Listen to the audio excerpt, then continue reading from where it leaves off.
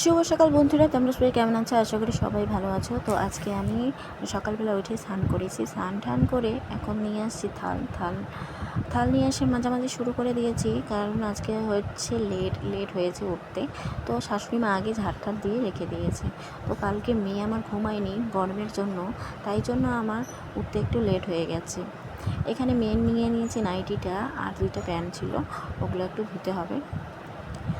তারপর আমাদের এদিকে যা গরম, আমাদের বাড়ি কিন্তু আলিপুরদুয়ারে, আমাদের এদিকে প্রচণ্ড গরম।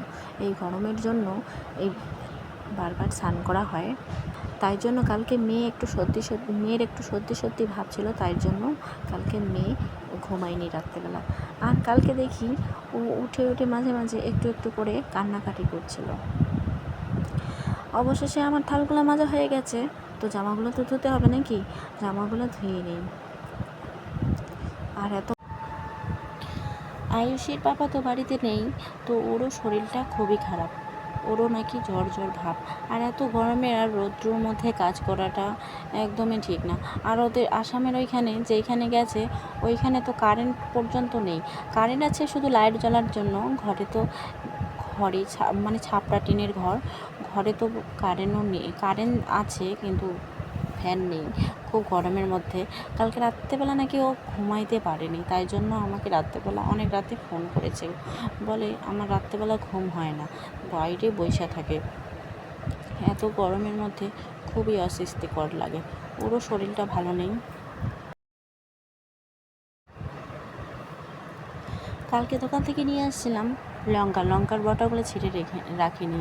ছিঁড়ে না রাখলে আবার পচে যাবে।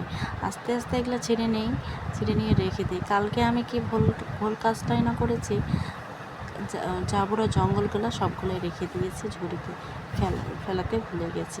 তো এগুলোও ফেলে দিতে হবে। কালকে নিয়ে আসছি পটল, আজকেই পাকার মতো হয়ে গেছে, পেকে গেছে। আর তেল তো নেই, আমি এখন কি করি? তো কয়েকটা শাশুড়ি মাকে দিয়ে আমি 5-6টার মতো পটল রেখে দেবো।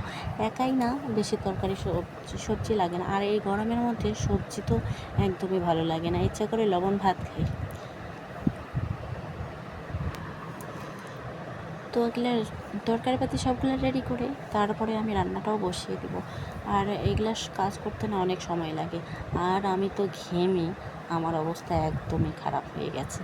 একটা সোফা নিয়ে ডেস্কের কিনারগুলো যে আছে না, ওগুলো একটু মুছে দেবো, খুব নোংরা লাগে।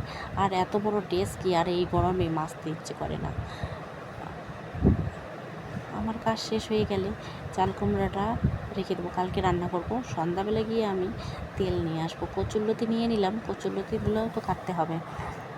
আর ডেস্কেতে জল রেখে দিলাম। তারপরে কচুরলতি বেছে সিদ্ধ বসিয়ে দিয়েছি।